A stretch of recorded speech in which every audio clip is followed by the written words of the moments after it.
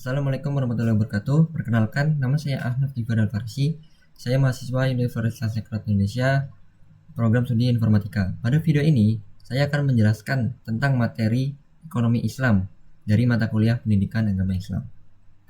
Oke, langsung saja kita ke materinya.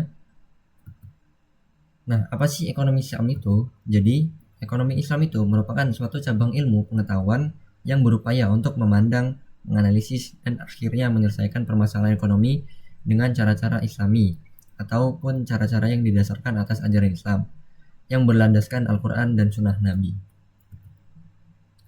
Nah, adapun tujuan ekonomi Islam, yang pertama ada meningkatkan ekonomi lebih makmur, yang kedua untuk menciptakan ekonomi yang adil dan merata, yang ketiga mewujudkan perekonomian yang stabil, yang keempat mewujudkan ekonomian yang serasi, dan yang kelima untuk mewujudkan perekonomian yang menjamin kemerdekaan produksi, dan yang terakhir untuk menciptakan ekonomi umat yang mandiri. Nah, ada juga prinsip atau nilai dasar ekonomi Islam. Yang pertama itu ada tauhid, yang kedua ada keadilan, yang ketiga ada kenabian, dan yang terakhir ada ma'ad atau hasil. Nah, dari kenabian itu ada pun sifat-sifat nabi. Yang pertama itu ada siddiq atau jujur, yang kedua ada amanah atau dipercaya, yang ketiga ada fatonah atau cerdas, dan yang keempat ada tablik atau menyampaikan. Selanjutnya ada lembaga-lembaga ekonomi Islam di Indonesia. Yang pertama ada Bank Umum Syariah, yang kedua ada asuransi syariah, yang ketiga ada lembaga gadai, yang keempat ada BMT atau Baitul Ma'al Wat Tamil, dan yang kelima ada pasar modal syariah. Nah, yang pertama ada perbankan syariah. Perbankan syariah itu dibagi menjadi dua. Yang pertama ada bank syariah, yang dibagi lagi menjadi dua. Ada bank umum syariah dan bank pembiayaan rakyat syariah. Dan yang kedua itu ada bank umum konvensional, yang dibagi lagi menjadi dua. Yang pertama ada unit usaha syariah, dan yang kedua ada sistem konvensional. Nah, adapun pengertian bank syariah yaitu bank yang melaksanakan kegiatan usaha secara konvensional atau berdasarkan prinsip usaha syariah, yang dalam kegiatannya itu memberikan jasa dalam lalu lintas pembayaran.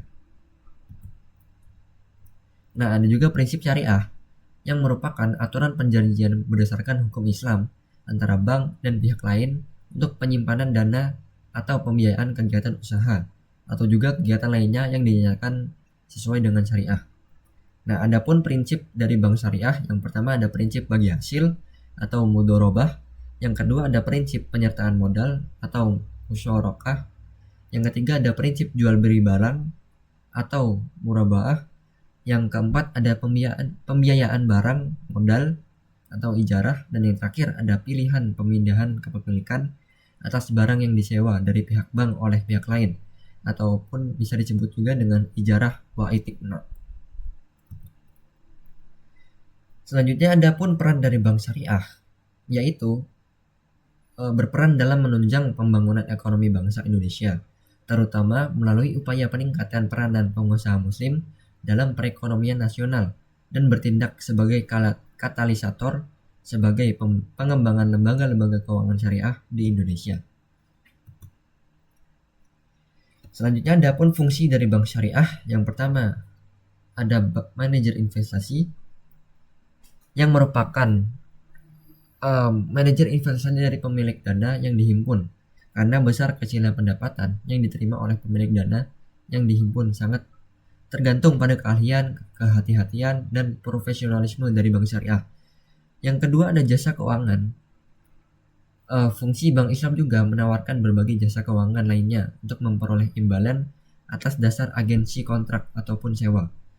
Dan yang ketiga ada fungsi investor, yang sesuai dengan syariah tersebut meliputi akad murabaah, sewa menyewa, musyarakah, akad mudorobah, akad salam atau istitna, dan pembentukan perusahaan atau akuisisi, pengendalian atau kepentingan lain dalam rangka mendirikan perusahaan, memperdagangkan produk dan investasi, atau memperdagangkan saham yang dapat diperjualbelikan.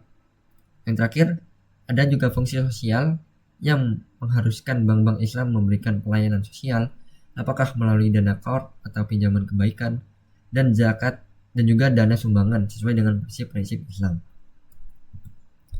Selanjutnya ada definisi pegadaian syariah, yang artinya menjadikan suatu benda berharga dalam pandangan syarok sebagai jaminan hutang dengan kemungkinan hutang tersebut itu bisa dilunasi dengan barang tersebut atau sebagiannya. Dan ada juga rukun dan syarat dari pegadaian syariah. Rukun dari pegadaian syariah itu ada 3. Yang pertama ada rahin, yaitu orang yang menggadaikan. Yang kedua ada murtahin, orang yang menerima gadai. Dan yang ketiga ada marhun atau barang jaminannya. Dan ada pun juga syarat pegadaian syariah. Yang pertama, syaratnya itu mempunyai nilai menurut syariat. Yang kedua itu harus ada pada waktu akad. Dan yang ketiga itu harus bisa diserahkan seketika kepada murtahin ataupun wakil. Selanjutnya ada syarat dari syariah. Yang pertama ada mahrun bin dain atau hutang yang harus jelas rahin dan murtahinnya, harus tetap dapat dimanfaatkan dan harus lazim pada waktu akad. Dan ada juga ijab dan qabul pernyataan gadai dari para pihak. Yang pertama itu keduanya harus jelas mengungkapkan keinginan untuk akad. Yang kedua kesesuaian kabul dengan ijab. Yang ketiga masing-masing orang yang berakad mengetahui maksud lawannya. Dan yang keempat persambungan qabul dengan ijab dalam majelis akad. Selanjutnya ada pengertian Baitul Mal Wat Tamil atau BMT. Menurut Husain dan Hasan Ali, BMT itu merupakan lembaga keuangan mikro yang dioperasikan dengan prinsip bagi hasil atau syariah, yang menumbuh kembangkan bisnis usaha mikro dan kecil dalam rangka mengangkat derajat dan martabat, serta membela kepentingan kaum kafir miskin. Sedangkan menurut Heri Sudarsono, BMT itu lembaga yang mengarah pada usaha-usaha pengumpulan dan penyaluran dana yang non-profit seperti halnya zakat, infak, dan sedekah. Selanjutnya ada fungsi dari BMT.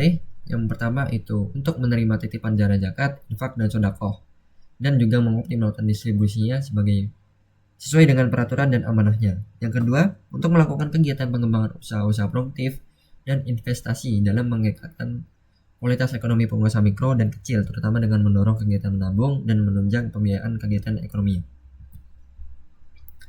Selanjutnya ada pun dasar hukum dari BMT.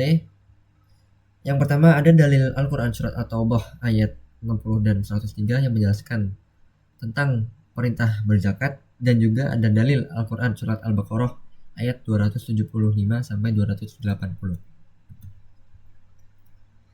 Nah, mungkin itu saja penjelasan materi tentang ekonomi Islam yang dapat saya sampaikan. Kurang lebihnya saya mohon maaf. Saya akhiri. Wassalamualaikum warahmatullahi wabarakatuh.